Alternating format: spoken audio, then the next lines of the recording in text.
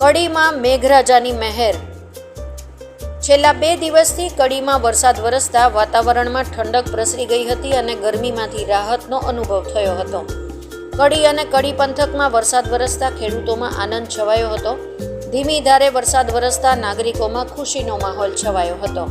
જ્યારે વાત કડીની આવે ત્યારે કડી નગરપાલિકાના સત્તાધીશો હાથ ઉપર હાથ રાખીને બેઠા હોય એવું જોવા મળ્યું હતું.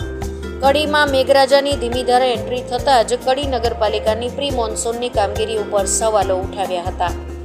કડી નગરપાલિકાની પ્રી મોન્સૂનની કામગીરી પણ ધીમી ગતિએ જોવા મળી હતી. કડીમાં ધીમી ધારે વરસાદ અનેક જગ્યાઓ ઉપર પાણી ભરાવાની સમસ્યા ઊભી થઈ હતી. કડી નગરપાલિકાના સત્તાધીશોને જે કામ પૂર્ણ કરવાનું હોય છે તે કામ ન કરતા કડીના નાગરિકોમાં રોષની લાગણી જોવા મળી હતી.